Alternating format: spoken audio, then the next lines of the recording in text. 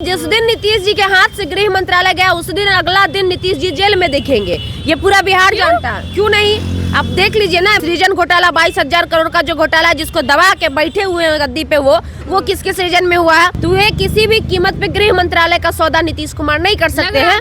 इसके वजह से आज भी होगा कि नहीं, इस बात की कोई गारंटी नहीं है। 10 दिन का बेचारा टूर पे गए थे, टूर भी सही से घूमे नहीं, भागे भागे आए वहाँ से। कई घंटों से बातचीत चल रही है डिप्टी सीएम के साथ। बातचीत चलेगी ना। अब आरजेडी तो है नहीं कि चलिए नीतीश जी आप जिसमें खुश है हम आपके साथ खुश हैं। वहाँ है बीजेपी, वहाँ सामंती सोच के लोग बैठे हुए, मनुवादी सोच के लोग बैठे हुए। मनुवादी सोच के लोग जो होते हैं हमेशा अपना फायदे की बात करते हैं, सामने वाले के फायदे से उसको कोई मतलब नहीं होता, उसको इनफैक्ट जनता के फायदे से मतलब नहीं होता। तो नीतीश जी तो पार्टी में एक नेता है, बीजेपी खत्म कर देगी जेडीयू को, और खत्म है वैसे भी हरियाणा में हुआ वैसा। बिल्कुल बिल्कुल। अब जब ग्राउंड लेवल पे जाइएगा तो कहीं कोई चर्चा नहीं है नीतीश कुमार की। नीतीश कुमार से सब उब चुके हैं, सब कहते हैं कि अगर किसी की लड़ाई इस बार है तो वो बीजेपी और आरजेडी की है। नीतीश कुमार कहीं भी लड़ाई में नहीं है। हमको तो डाउट लग रहा है कि फिर से चिराग मॉडल ना आ जाए, नीतीश चाचा का लोटिया न डूब जाए। आज खत्म हो रहा है 40 दिनों का इंतजार। आज होगी नीतीश कैबिनेट की विस्तार। इसी सब मुद्दों पे बातचीत करेंगे। हमारे साथ सोशल एक्टिविस्ट और पत्रकार खुशबू रॉय जी है।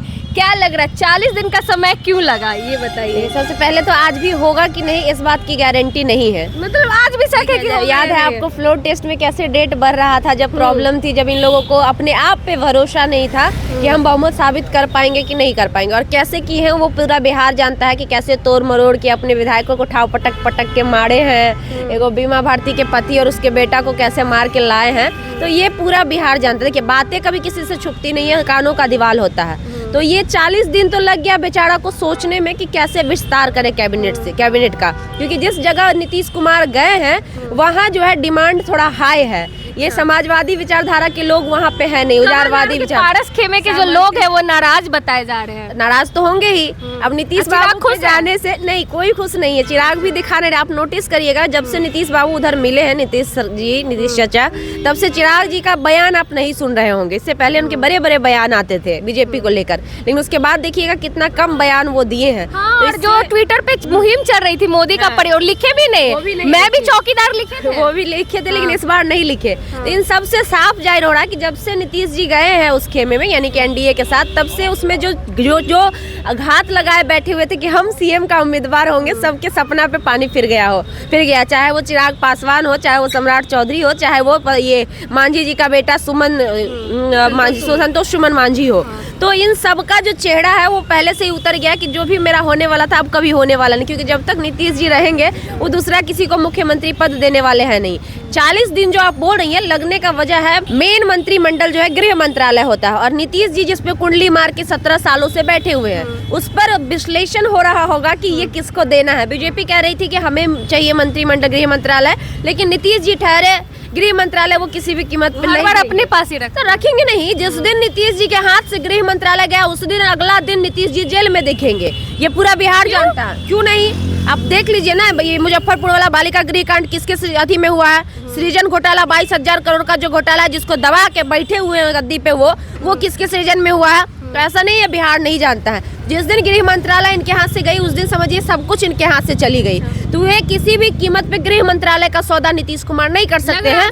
इसके वजह से आज भी होगा कि नहीं इस बात की कोई गारंटी नहीं है, क्योंकि नीतीश जी भागे भागे आए हैं वहाँ से। जब लोकसभा सीट जब ये करने वाले था, बीजेपी एनडीए करने वाला था, तो 10 दिन का बेचारा टूर पे गए थे, टूर भी सही से घूमे नहीं, भागे भागे आए वहाँ से। कई घंटों से बातचीत चल रही है डिप्टी सीएम के साथ। बातचीत चलेगी ना, कि सामंजस्य नहीं बैठ रहा है ना। देखिए सोच अगर मिलता है वहाँ पे सामंजस्य बैठती है। अब आरजेडी तो है नहीं कि चलिए नीतीश जी आप जिसमें खुश है हम आपके साथ खुश हैं। वहाँ है बीजेपी, वहाँ सामंती सोच के लोग बैठे हुए, मनुवादी सोच के लोग बैठे हुए। और आपको पता होना चाहिए कि मनुवादी सोच के लोग जो होते हैं वो कभी भी हमेशा अपना फायदे की बात करते हैं, सामने वाले के फायदे से उसको कोई मतलब नहीं होता, उसको इनफैक्ट जनता के फायदे से मतलब नहीं होता। तो नीतीश जी तो पार्टी में एक नेता है, तो वो जनता के बारे में नहीं, वो खुद के बारे में सोचने वाली पार्टी है। तो वहाँ तो दिक्कत आएगी। और आज भी देख लीजिए, कुछ लोग तो कह रहे हैं आज भी कैंसिल होने वाला है, कल होने वाला है, आज भी कैंसिल हो जाएगा। तो आज भी होगा कि नहीं, और भागे भागे इसलिए आए कि अगर नीतीश जी नहीं आते तो इनका भी विधायक 24 को टूटने वाला था।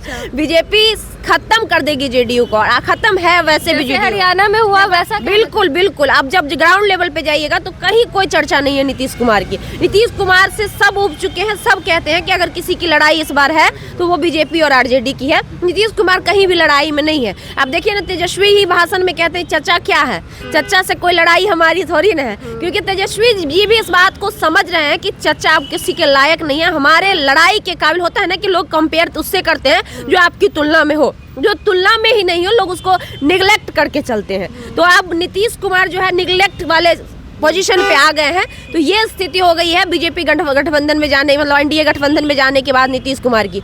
और वहाँ उनके साथ क्या हो रहा होगा वो तो उनका आत्मा जान रहा होगा। वहाँ चले तो जरूर गए थे अपने फायदे में, अपने लालच में कि चले जा रहे हैं लोकसभा सीटें हमें आ जाएगी, लेकिन फिर क्या होने वाला लोकसभा में, इस बार फिर से भयंकर लोकसभा चुनाव होने वाला है।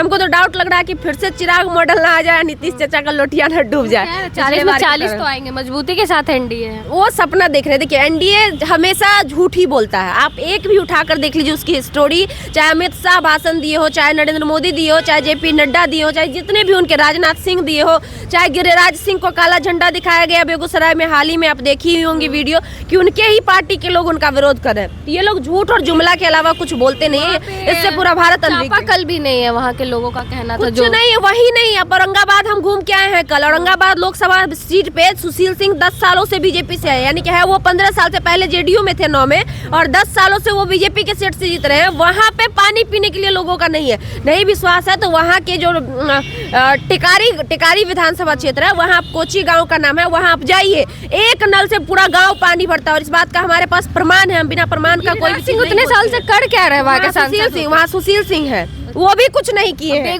बेगूसराय की भी स्थिति यही है, क्योंकि हम खुद बेगूसराय से हैं। बेगूसराय की स्थिति जब आप जाइएगा इतनी डमाडोल है। हाँ, अब चुनाव आने वाला है तो एक रोड का वो पास कर दिया गया ताकि चुनाव में हम बोल सके कि हमने कुछ किया। इन लोग का हमेशा से यही है कि 5 साल में 4 साल अपने लिए काम करते हैं, और 1 साल जब चुनाव आता है तो ये काम शुरू कर देते हैं जनता को दिखाने के लिए। और कितना काम तो पेंडिंग में पड़ा रहता है, ये लोग शिलान्यास भी कर देते हैं।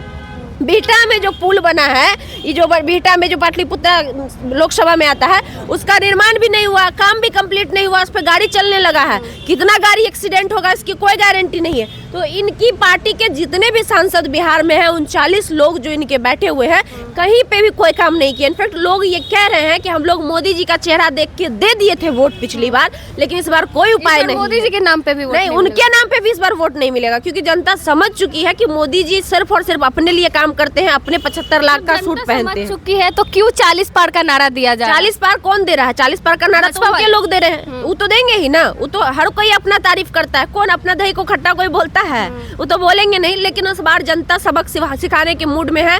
लगभग बिहार के सभी लोकसभा क्षेत्र में हम घूमे, और हर जगह जो है साफ तौर पे लोग कह रहे हैं कि पिछली बार हम लोग मोदी जी का चेहरा देखकर इनको वोट दे। तो जानते भी नहीं है सांसद कौन है, इसी से लोग है गांव में कि लोगों को पता नहीं है कि सांसद कौन है, लेकिन सिर्फ मोदी जी का चेहरा देख के हम दे दिए थे। लेकिन इस बार वो चेहरा भी अब लोगों की नजर में धूमिल हो चुका है। लोग उब चुके हैं उस चेहरा से, और लोग समझ चुके हैं कि अगर इस बार मोदी जी आते हैं तो सावंती सोच जो है वो पूरे भारत पे हावी हो जाएगा, और आने वाले समय में भारत का साउथ कोरिया वाला हाल हो जाएगा कि चुनाव होगा, इलेक्शन तो होगा, लेकिन उनके हिसाब से कभी कैंडिडेट नहीं चुना जाएगा। और इस बार ईवीएम का भी पुरजोर विरोध हो रहा है, क्योंकि लोग ये समझ चुके हैं कि कैसे ईवीएम में घोटाला हो रहा है। हर बार देखा जा रहा है कि फिक्स रहता है कितना वोट, जितना वोट से बीजेपी जीतेगी उतना उसको दे दिया जाता है। उसके बाद लोगों में ईवीएम की बात की, अपने चुनाव की बात की, चंदे की राशि को छुपाया जा रहा था, अब आके सामने आया। 15 तारीख तक चुनाव आयोग कोर्ट, तो भला हो सुप्रीम कोर्ट का। लोग जब भी कोई परेशानी में फंसते हैं तो लास्ट में कहते हैं कि हमें कोर्ट पे भरोसा है। तो सुप्रीम कोर्ट ने इस भरोसे पे अपने आप को कायम रखा, और आज जो रिजल्ट दिया जिसकी वजह से एसबीआई को जारी करना पड़ा अपना डेटा। एसबीआई तो जारी कर दी, क्या लगता है 15 को चुनाव आयोग जारी करेगी? करना पड़ेगा कि इसमें भी कुछ हो जाएगा। उसको भी लात पड़ेगा सीबीआई का, सुप्रीम कोर्ट का, तो भी करेगा। अभी लोग तो चाहते नहीं है कि करे, लेकिन सुप्रीम कोर्ट आज भी सही फैसले पे काम कर रही है। देश का सबसे बड़ा घोटाला ये होगा। घोटाला का तो नाम गिनाने लगेंगे तो एक लंबा लिस्ट है, लेकिन सबसे ऊपर ये रहेगा, इलेक्टोरल रहेगा ही। लोग पैसा इतना खर्चा करते हैं। आप बताइए कि एक विधायक के चुनाव में 40,000 का डेटा होता है, एक सांसद के चुनाव में शायद 75,000 समथिंग का 70,000 का डेटा होता है। आपको लगता है कि एक सांसद 70,000 खर्चा करता है?